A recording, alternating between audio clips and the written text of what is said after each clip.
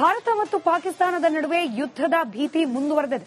ಇನ್ನು ರಾಜ್ಯದ ಅಣೆಕಟ್ಟೆಗಳಿಗೂ ಕೂಡ ಭದ್ರತೆಯನ್ನ ಹೆಚ್ಚಿಸೋಕೆ ಸೂಚನೆಯನ್ನ ನೀಡಲಾಗಿದೆ.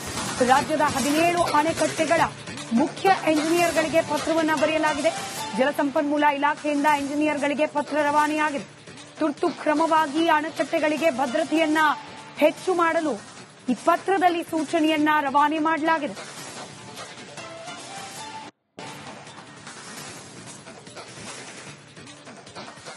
ನಮ್ಮಲ್ಲಿ ಸ್ಪೆಷಲ್ ಫೋರ್ಸಸ್ಗಳು ಕೆಲವಿದಾವೆ. ಅವುಗಳನ್ನ ನಾವು ಇಂಥ ಕೆಲಸಕ್ಕೆ ಉಪಯೋಗಿಸ್ಕೊಳ್ತೀವಿ. ನಮ್ಮ ಮೇಜರ್ ಇನ್ಸ್ಟಾಲೇಷನ್ಸ್ ಎಲ್ಲಿದಾವೆ, ಅದು ರಾಯಚೂರು ಇರ್ಬೋದು, ಇಲ್ಲಿ ಕೈಗಾ ಇರ್ಬೋದು, ಅಥವಾ ಬೇರೆ ಬೇರೆ KRS ಇರ್ಬೋದು, ಈ ಥರದ್ದು ಎಲ್ಲ ಕೂಡ ನಾವು ಈ ಇಂಡಸ್ಟ್ರಿಯಲ್ ಫೋರ್ಸ್ ಅನ್ನ ಡಿಪ್ಲಾಯ್ ಮಾಡ್ತೀವಿ. They are all well trained, commando training ಎಲ್ಲ ಆಗಿದೆ ಅವರಿಗೆ. ಸೊ ಅದರಿಂದ ಅವರನ್ನ ಡಿಪ್ಲಾಯ್ ಮಾಡಿದೀವಿ ಆಗಲೇ. ನಮ್ಮಲ್ಲಿ ಸ್ಪೆಷಲ್ ಫೋರ್ಸಸ್ಗಳು ಕೆಲವಿದಾವೆ. ಏನು ರಾಷ್ಟ್ರದಲ್ಲಿ ನಡೀತಿರುವಂತಹ ಬೆಳವಣಿಗೆಗಳು ಅಂದ್ರೆ ಪ್ರಮುಖವಾಗಿ ಭಾರತ ಮತ್ತೆ ಪಾಕಿಸ್ತಾನದ ನಡುವೆ ಯುದ್ಧ ಆಗುತ್ತೆ ಎನ್ನುವಂತ ಬೆಳವಣಿಗೆಗಳ ನಡುವೆ ರಾಜ್ಯ ಸರ್ಕಾರ ಪ್ರಮುಖ ಒಂದು ಮಹತ್ವದ ಆದೇಶವನ್ನ ಹೊರಡಿಸಿರುವಂತದ್ದು.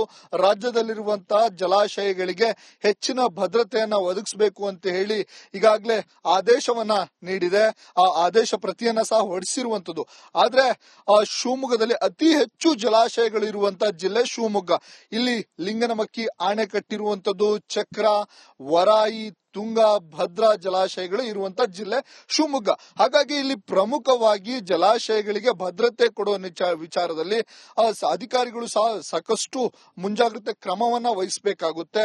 ಆ ನಿಟ್ಟಿನಲ್ಲೇ ಸಹ ಸರ್ಕಾರ ಒಂದು ಆದೇಶವನ್ನ ಮಾಡಿರುವಂತದ್ದು. ತತ್ಕ್ಷಣವೇ ಅಂದ್ರೆ ನಿನ್ನೆ 7ನೇ ತಾರೀಕು ಒಂದು ಆದೇಶವನ್ನ ಮಾಡಿದೆ. ತತ್ಕ್ಷಣವೇ ಕರ್ನಾಟಕ ರಾಜ್ಯ ಪೊಲೀಸರೊಂದಿಗೆ ಸಮನ್ವಯತೆಯನ್ನ ಸಾಧಿಸಿಕೊಂಡು ಅಧಿಕಾರಿಗಳು ಪೊಲೀಸ್ ಸಿಬ್ಬಂದಿಗಳನ್ನ ಜಲಾಶಯಗಳಿಗೆ ಭದ್ರತೆಗೆ ನಿಯೋಜಿಸಿಕೊಳ್ಳಿ ಅಂತ ಹೇಳಿ ಸರ್ಕಾರ ಆದೇಶ ಮಾಡಿದ್ರು ಸಹ ಇಲ್ಲಿ ನಾನೀಗ ಇರುವಂತ ತುಂಗಾ ಜಲಾಶಯದಲ್ಲಿ ಯಾವುದೇ ರೀತಿಯ ಭದ್ರತೆಗಳು ನಮಗೆ ಕಾಣಿಸ್ತಾ ಇಲ್ಲ.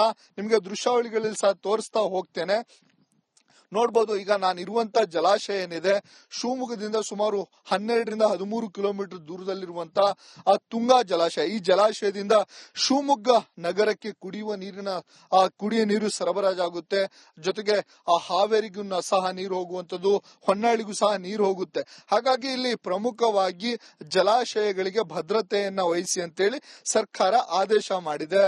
ಆದ್ರೆ ಆದೇಶ ಮಾಡಿ ಸುಮಾರು 16 ಗಂಟೆಗಳು ಕಳೆದ್ರು ಸಹ ಅಧಿಕಾರಿಗಳು ಬೇಜವಾಬ್ದಾರಿತನವನ್ನ ತೋರಿಸ್ತಿರುವಂತದ್ದು, ನಿರ್ಲಕ್ಷ್ಯವನ್ನ ತೋರಿಸ್ತಿರುವಂತದ್ದು.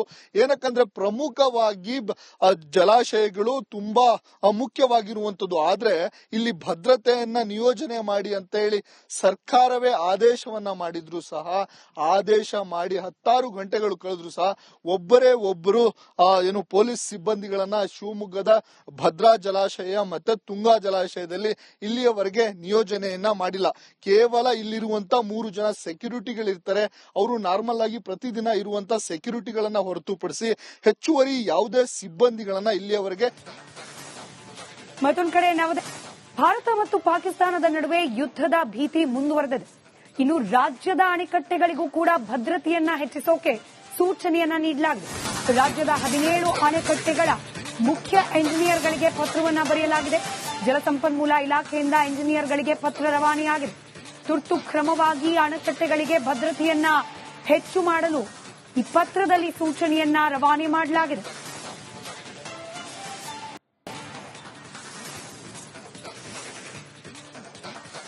ನಮ್ಮಲ್ಲಿ ಸ್ಪೆಷಲ್ ಫೋರ್ಸಸ್ಗಳು ಕೆಲವಿದಾವೆ. ಅವುಗಳನ್ನ ನಾವು ಇಂಥ ಕೆಲಸಕ್ಕೆ ಉಪಯೋಗಿಸ್ಕೊಳ್ತೀವಿ. ನಮ್ಮ ಮೇಜರ್ ಇನ್ಸ್ಟಾಲೇಷನ್ಸ್ ಎಲ್ಲಿದಾವೆ, ಅದು ರಾಯಚೂರು ಇರ್ಬೋದು, ಇಲ್ಲಿ ಕೈಗಾ ಇರ್ಬೋದು, ಅಥವಾ ಬೇರೆ ಬೇರೆ KRS ಇರ್ಬೋದು, ಈ ಥರದ್ದು ಎಲ್ಲ ಕೂಡ ನಾವು ಈ ಇಂಡಸ್ಟ್ರಿಯಲ್ ಫೋರ್ಸ್ ಅನ್ನ ಡಿಪ್ಲಾಯ್ ಮಾಡ್ತೀವಿ. They are all well trained, commando training ಎಲ್ಲ ಆಗಿದೆ ಅವರಿಗೆ. ಸೊ ಅದರಿಂದ ಅವರನ್ನ ಡಿಪ್ಲಾಯ್ ಮಾಡಿದೀವಿ ಆಗಲೇ. ನಮ್ಮಲ್ಲಿ ಸ್ಪೆಷಲ್ ಫೋರ್ಸಸ್ಗಳು ಕೆಲವಿದಾವೆ. ಅವುಗಳ ಏನು ರಾಷ್ಟ್ರದಲ್ಲಿ ನಡೀತಿರುವಂತಹ ಬೆಳವಣಿಗೆಗಳು ಅಂದ್ರೆ ಪ್ರಮುಖವಾಗಿ ಭಾರತ ಮತ್ತೆ ಪಾಕಿಸ್ತಾನದ ನಡುವೆ ಯುದ್ಧ ಆಗುತ್ತೆ ಎನ್ನುವಂತ ಬೆಳವಣಿಗೆಗಳ ನಡುವೆ ರಾಜ್ಯ ಸರ್ಕಾರ ಪ್ರಮುಖ ಒಂದು ಮಹತ್ವದ ಆದೇಶವನ್ನ ಹೊರಡಿಸಿರುವಂತದ್ದು.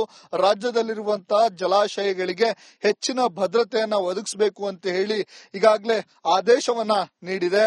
ಆ ಆದೇಶ ಪ್ರತಿಯನ್ನ ಸಹ ಹೊರಡಿಸಿರುವಂತದ್ದು.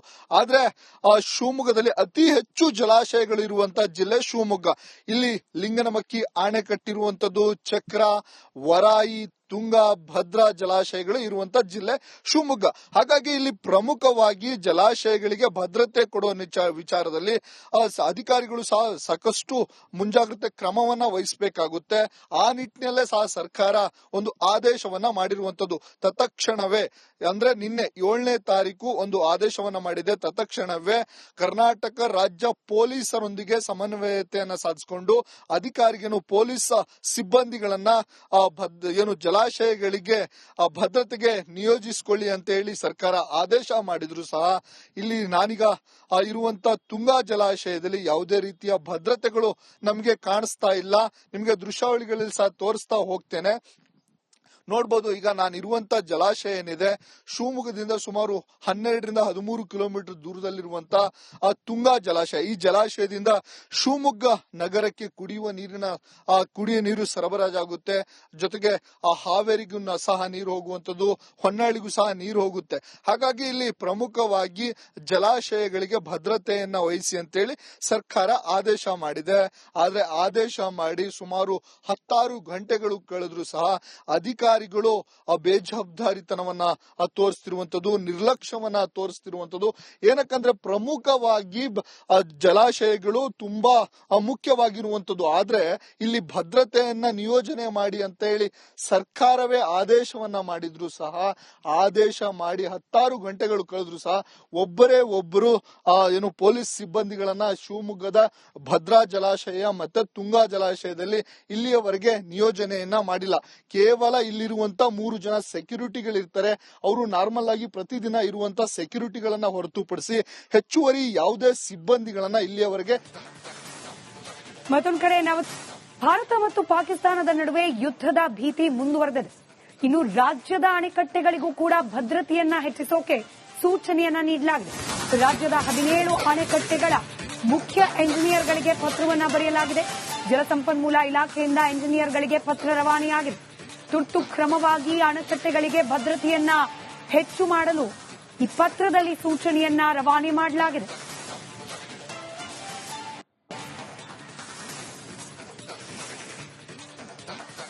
ನಮ್ಮಲ್ಲಿ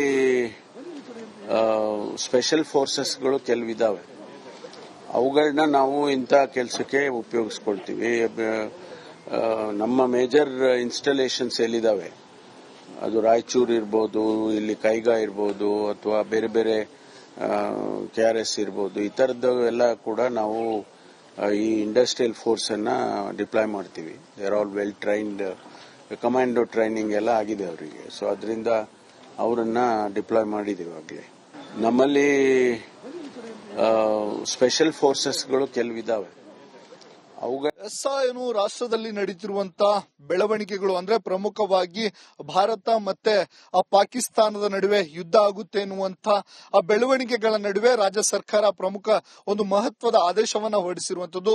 ರಾಜ್ಯದಲ್ಲಿರುವಂತಹ ಜಲಾಶಯಗಳಿಗೆ ಹೆಚ್ಚಿನ ಭದ್ರತೆಯನ್ನ ಒದಗಿಸಬೇಕು ಅಂತ ಹೇಳಿ ಈಗಾಗಲೇ ಆದೇಶವನ್ನ ನೀಡಿದೆ. ಆ ಆದೇಶ ಪ್ರತಿಯನ್ನ ಸಹ ಹೊರಡಿಸಿರುವಂತದ್ದು. ಆದ್ರೆ ಶಿವಮೊಗ್ಗದಲ್ಲಿ ಅತಿ ಹೆಚ್ಚು ಜಲಾಶಯಗಳು ಇರುವಂತಹ ಜಿಲ್ಲೆ ಶಿವಮೊಗ್ಗ.